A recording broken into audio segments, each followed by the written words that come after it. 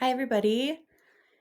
Welcome to my ADHD Better Late Than Ever group, a group for people who have a late diagnosis of ADHD. I'm Katie. I'm the one that has been talking to you guys on the phone and also a few of you over email. So we'll go through just a little bit about me. First of all, we'll just say that I'm a practicum student, so I'm doing my practicum at the Bonnyville FCSS. And this is kind of more of a passion project than a facilitation project for me because I also have a late diagnosis of ADHD. But I grew up in Bonnyville, Alberta. Um, my work history is I started doing a job as educational assistant. Then I kind of moved on to be a program coordinator of an out of school care and a mental health collaborative summer camp. Then I decided to grow my education. I had a small stint in higher education pre ADHD diagnosis. That did not fare well for me. So I went back to working as an educational assistant and then I got diagnosed around 23. And then I went back to school after that. So I went to SAIT and I graduated with a diploma in rehabilitation therapy. Then I went to University of Calgary to finish a bachelor's of community rehabilitation and disability studies. My passion lies in invisible disabilities such as ADHD. My childhood history, being undiagnosed, was mostly being undiagnosed. I didn't have like a lot of the typical symptoms. My hyperactivity was mostly in my brain. So lots of overthinking, lots of anxiety, lots of thoughts. But my biggest struggle was probably with emotional regulation. I struggled a little with empathy and social cues. Then I was diagnosed at 23. This was after years of panic attacks, self reflection, lots of research, and a lot of self advocacy on my part. I'll relate more of these experiences through answering the Discord questions with you all.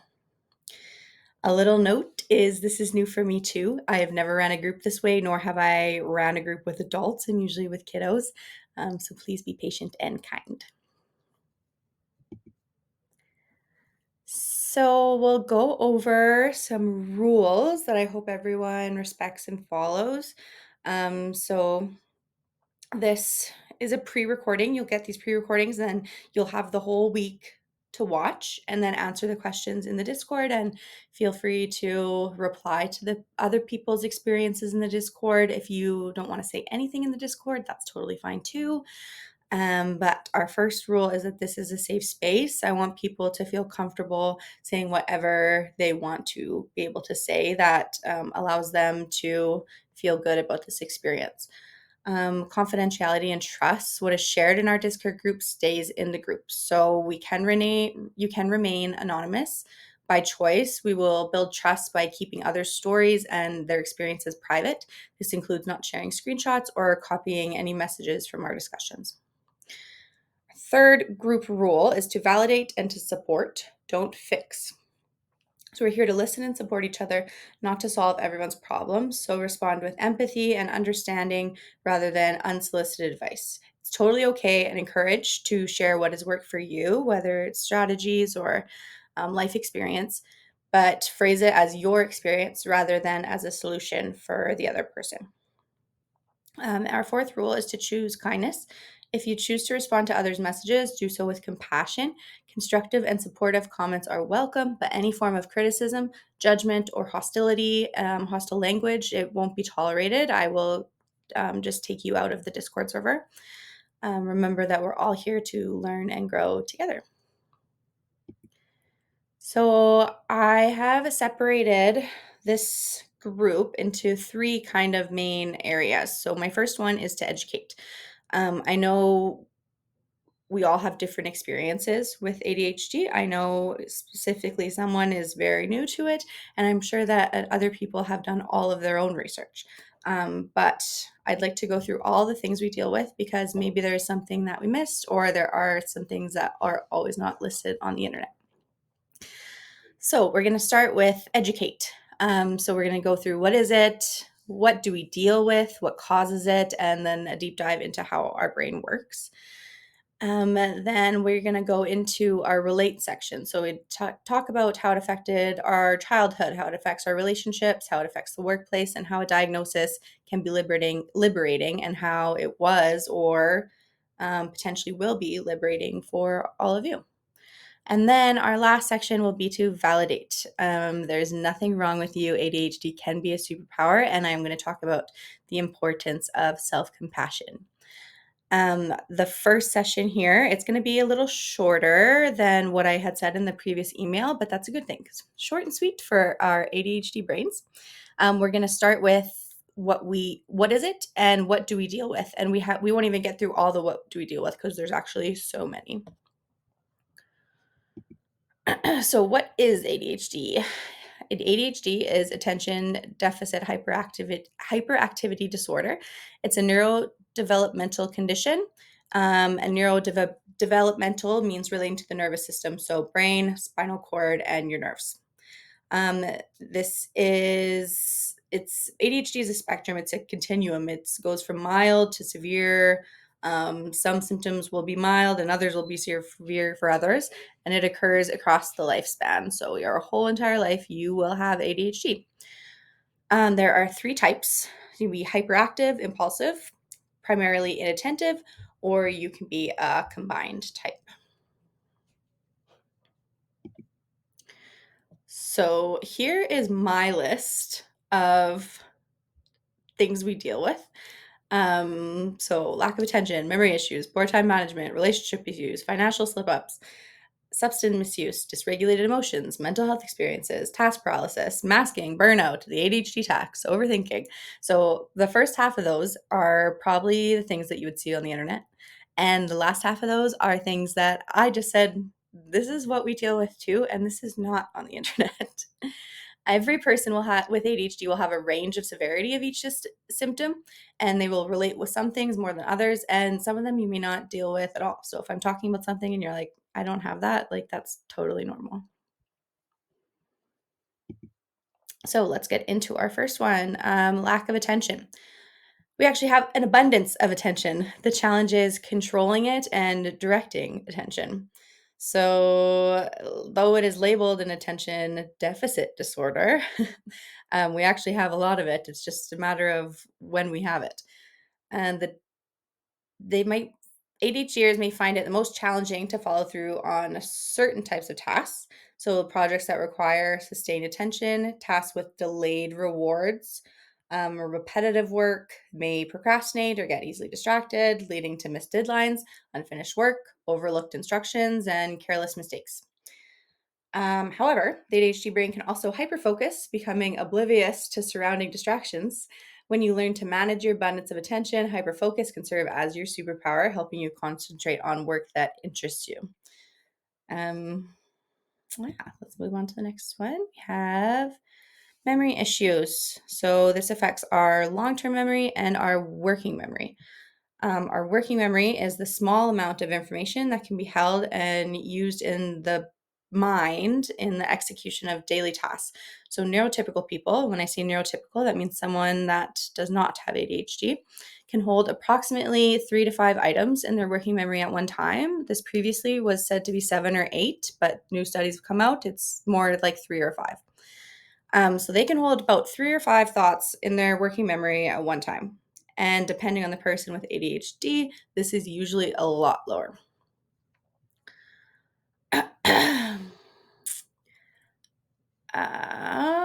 Someone with ADHD may have difficulty remember details. They may forget important dates, miss meetings, events, or celebrations, and misplace items like keys or documents. The impact of ADHD on memory can also make learning more challenging, as this affects a person's ability to store and manipulate information. And by manipulate, I mean bringing the information back. Just remember, this does not define your intelligence. This defines how your brain processes and hold information differently. So just because society says that having a great memory is what makes you super smart, does not necessarily mean that that is the truth. We just have to come up with different ways to help our brain, which we will get into later. So, time management and organization. One of the consequences of untreated ADHD is disorganization. And this is something I highly struggle with. It can show up in the following ways: struggling to divide big tasks into smaller steps, talking in an incoherent or non sequential way, so jumbling up your thoughts, jumping from one task to another, underestimating time needed for a task, time blindness, forgetting appointments, struggling with routines, especially new routines, cluttered workspaces, misplacing items. Due to these symptoms, a person with ADHD may have trouble being on time, keeping track of their schedule, meeting deadlines, and keeping up with their workload. Sorry. So, the next thing we deal with is relationship issues. This can be with our family, with partners, with our friends. Um, some of the things that contribute to some relationship issues are struggling to finish household chores and tasks, unintentionally blurting out hurtful statements, zoning out during conversations, forgetting important events, interrupting other people, emotional outbursts, rejection sensitivity, which we'll talk about a little later, and understanding others' emotions. Because of their symptoms, ADHDers may find themselves in heated conflicts and misunderstandings a lot. Another thing we struggle with is financial slip ups. Um, Research suggests that adults with ADHD struggle more with financial decision making. People with ADHD are also more likely to spend impulsively, gather debt, be financially dependent on others, and exceed credit limits. Um, this can make it challenging to stick to a budget, save money. This doesn't always mean, like, if this pertains to you, this does not always mean that we are irresponsible. It is harder for us than most. I think that's something that when I was diagnosed, it was lots of people would say, like, you, that's an excuse. You are being irresponsible. And if you don't know what the issue is, then you can't blame yourself for it. I think it would be irresponsible if I didn't take the next steps to learn strategies to do better, which I have, and that's very responsible of me. But I think that's just something I wanted to add on a little tidbit is lots of people always say, "Oh, it's just an excuse." I mean, it is and it isn't. Another thing we deal with is substance misuse and addiction. So, alcohol, weed, cocaine. Another thing in here that people don't think about is food. That's something I highly struggle with is eating. It triggers that reward system just as much as drugs and alcohol do. These rates are almost twice as high in people with ADHD compared to those without. Why is this? It's because your brain is actively looking for more dopamine. So later in our slides, we'll discuss the role of dopamine in our brain and how ADHD has a lack of dopamine. But your brain is actively looking for more dopamine. Drugs and alcohol and food and other things that you identify with, cigarettes, they provide short-term relief for those happy chemicals. So if you ever feel like you are doing any of these things and it feels like, oh, thank God, like this is just what I've been looking for, it's probably because you have been, because we do not have enough of those happy chemicals in our brain. Another reason why this is so high in people with ADHD is because of the self medicating due to the extra challenges faced. If we are constantly struggling with our executive functioning skills and just feeling like life is really freaking hard and it seems like it shouldn't be this hard, it's very, very easy to self medicate more than a neurotypical person. Okay, the last thing we're going to talk about for symptoms today, and we'll get more into them next week, is dysregulated emotions. So, emotional regulation, emotional reactivity, rejection sensitivity, mood swings. Why? Why do people with ADHD deal with this stuff? So, we'll start with emotional reactivity. Emotional reactivity, so that's your reaction when you're having emotions to something, it's a bottom up process. So, meaning this happens automatically, it's in your body. It's your body's natural reaction to something, like how quickly you feel scared if you hear a loud noise. That's not your thinking, that's your body going, oh. how strong that feeling is and how long it lasts. In contrast, emotional regulation is a top down process in your brain. It's when you consciously work to control your emotions, like calming yourself down when you're angry or trying to cheer yourself up when you're sad. For neurotypical people, someone without ADHD, emotional reactivity is usually more balanced. When they feel an emotional response, their brain processes it and they naturally return to a neutral state relatively quickly and easily. Their top down regulation systems kick in without much effort. For neurodivergent people like us, emotional reactivity often feels much stronger, faster, and harder to control. Our brain processes emotions differently, which means a small frustration might feel overwhelming or unmanageable, even when you know it's not a big deal in your brain. Positive emotions like excitement can escalate quickly and take longer to settle.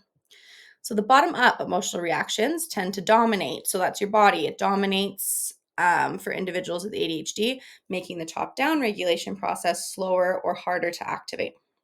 This is why emotions can feel more intense and linger longer for those with ADHD compared to neurotypical individuals. In people with ADHD, emotional dysregulation can present as irritability, having a short fuse, or being easily overexcited. Some people with ADHD may experience rejection sensitivity, in which they are particularly sensitive to criticism or perceived rejection. I know for me personally, if I am not invited to a function by my friends or if I feel slighted by a friend, it is like World War III in my body. And I know, like, I can think, oh, they probably just forgot, or they didn't even think about it, or I'm not even that close with them. But it's my brain's very rational and my body is not. So it's real feelings in there. This is something interesting that I found that I really kind of it was like a nice explanation for a lot of things. So, have you ever noticed that you resist committing to a future appointment, arrangement, or task? Do you feel concerned that you might not feel like doing that thing then? You're like, oh, well, that's a week from now. How am I going to know how I am going to feel a week from now if I want to go do that or not? This is written off simply as avoidance, procrastination, or unwillingness to commit, but these words simply describe what the other people around you see and assume. They don't help you understand and in turn solve the problem. Another example of challenges with emotional regulation, it describes a combination of challenges with time projection, so who we will be in the future and the ability to choose and control emotional experiences in the future. Challenges with motivation are deeply seated in emotional regulation and are a common area of challenge for people with ADHD. So, here's a breakdown of how emotions work, and then I'll explain that a little bit. So, we have our quick gut reaction. So, that's called the DMN in our brain. This is like your brain's auto reply, it's that top process, the bottom up process. When something happens, your brain quickly tries to connect it to past experiences. It's fast and vague. Think of it as taking a mental shortcut. If this reaction connects to a strong memory, like something that made you anxious, excited, or angry before, it sets off your emotions in that direction, whether or not that makes sense now. Then there's the second part to your emotions. So that's slowing down and focusing, and that's your TPN. Ideally, the brain then switches to a more logical, let's check the details mode where it can examine what's happening, look at the bigger picture, and help calm your emotions down. This step lets you decide what to actually feel and do next. For people with ADHD, that second step, focusing on details and calming the emotions, doesn't always kick in. The gut reaction, which is the DMN, stays on loud, which makes it tough to pull back and refocus. That's why emotions can feel like they're stuck on high, even when you know it's not helping. Like, I know I'm feeling overwhelmed and I can't bring myself back to the ground. In short, ADHD means your brain's focus mode switch doesn't always flip as it should, leaving the emotional auto reply blaring. But understanding this process is powerful because it shows that learning to activate that focusing part of the brain is key to managing emotional reactions. Anyways, going back to what we talked about before, if we understand that, if you when you think to back to if I don't know how I'm going to be in the future, it's because our body is connecting with those emotional experiences and that quick gut reaction, that DMN. So that's just something that I never really thought about. I didn't even know that was part of ADHD until I started doing my research for this. And I was like, that makes so much sense. Okay, so I know there are more symptoms and stuff we deal with, but we'll get into that next week. For now, I want to do the Discord portion. So I have some prompt questions. So I want you to think about some of the things we go through and have learned about with having ADHD as an adult. Answer the following questions if you are comfortable in the Discord. So this can be really long. This can be one sentence. It's totally up to you. It's totally your decision on how you want to go about this. And if you're one of the people receiving this video and you're not a part of the Discord, then just disregard this part. So, my first question I want you to answer was, what was your eye opening moment when you realized you had ADHD for the first time? Whether it was a doctor telling you or whether you advocated for yourself, like me. I know I have mine. I will send it in the Discord. Number two, I feel frustrated with myself when. So this can be really deep or it can be super simple. It's up to you. This is all about sharing our experiences and seeing if other people have had the same ones. So number three is something I should give myself more credit for is. So if you guys want to, you have the whole week to watch this video and reply in the Discord to these three questions. Um, yeah, I hope you guys learned something from today, and I'm looking forward to you guys listening to my next week's session. Okay, talk to you in the Discord.